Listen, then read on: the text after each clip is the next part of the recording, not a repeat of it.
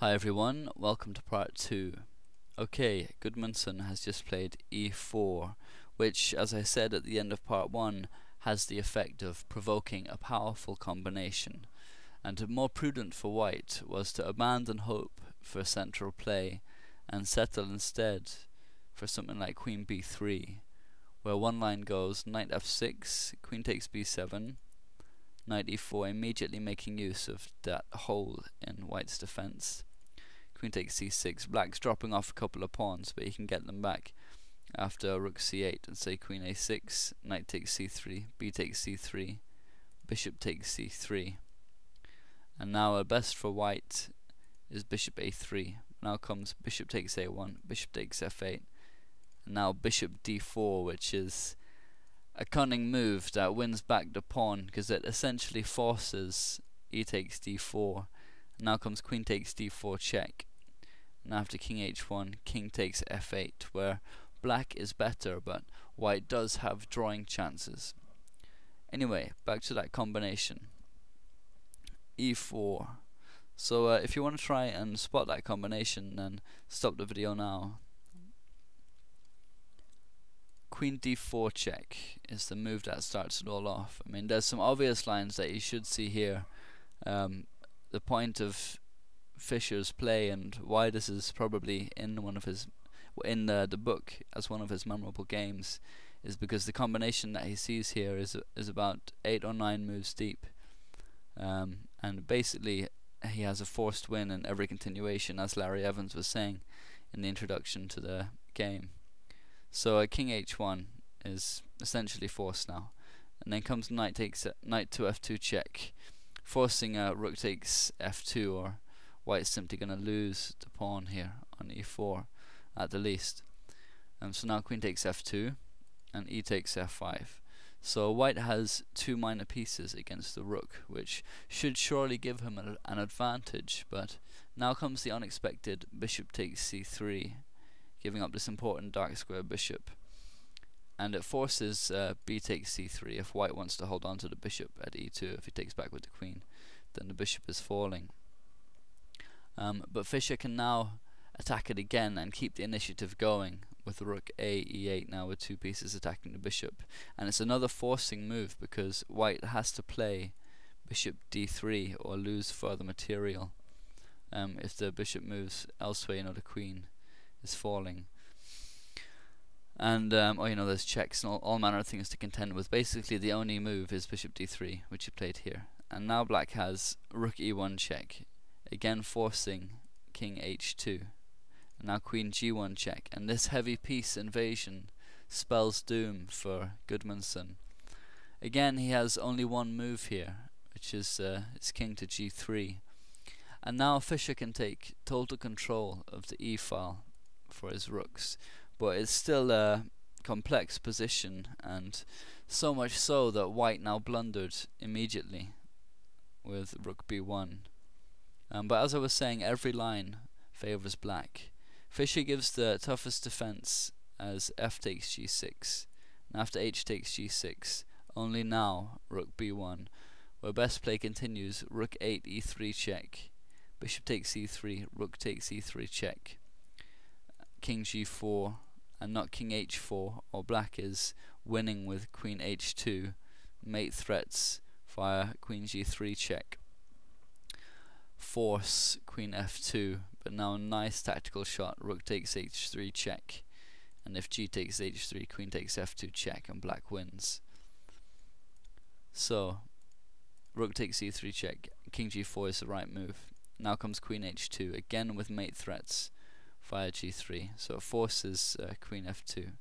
Now rook takes d3 is the best way for black to continue. If instead rook takes h3, it's not so good now because it's not check, and white can get out of it with bishop takes g6.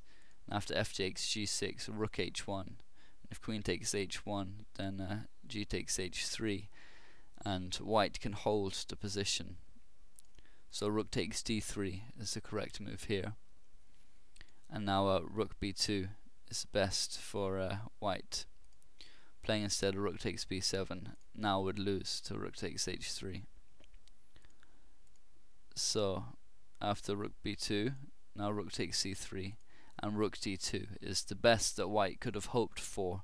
But here he would have drawing chances despite being a pawn down. But when you're playing against Bobby Fischer, those, you would have to get the endgame exactly right to exploit those drawing chances, and even then it might not be possible. So anyway, that was the most tenacious defense. But Gudmundsson played rook b1, and this is a blunder because after g takes f5, black is threatening both rook e6 and king h8 with a lethal check coming on the g file to finish off the white king. And bishop d2 is what Gudmundsson played, and this is another blunder. But he was getting into serious trouble here anyway. Another try was bishop takes f5, but this allows the rook 1 e2. And if bishop takes h7 check, king h8, queen f5, rook takes g2 check, king h4, and now rook g7, amongst other moves, wins easily. So bishop d2, and this is a blunder, and if you want to try and spot why, then stop the video now. The reason why is rook takes b1, and after queen takes b1, queen takes b1. Of course, bishop takes b1, and now another great tactical shot, rook e2. And this is the move that Gudmundsson had apparently overlooked, and here he resigned. The only way to save the bishop is by moving it to c1, but now rook e1, and black is going to go into the end game, the exchange and a pawn up, which will be a matter of technique to win, especially when you're Bobby Fischer. Okay, we've got a bit of time left over anyway, so we may as well have a replay of the game.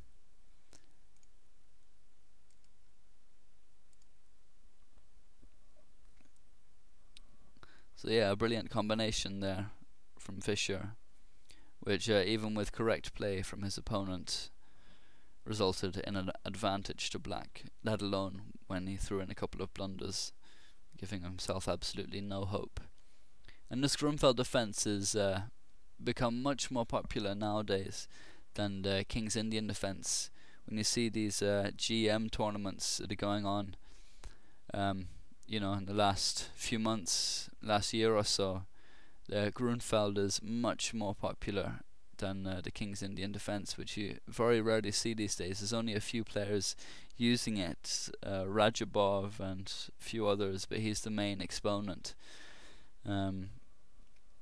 Which I think is a bad thing, because it's definitely my favorite defense to play. It's a real treat being able to play the King's Indian defense and getting the main attacking line with f5 and g5 and g4, etc. It's a really, really creative defense, really, really interesting games. But this b4 idea that's been introduced has put a lot of grandmasters off playing it, and it's resulted in Grunfeld being used instead. But it was never a problem when Fischer was using it. He acknowledged that white got good initiative with the b4 and c5 idea in the King's Indian, but he was able to deal with it, and he often, if he thought it was necessary, he took care of the queenside threats from white, and then advanced on the king side. He was a brilliant attacking player, but only when his position was safe. He would never attack if it wasn't safe to do. Well, he would actually, but he would make sure that his position was solid and that the advantage was his. And he was always very logical in that way. Anyway, that's it anyway. So I hope you enjoyed this game. Please leave any comments or thoughts. Thanks very much.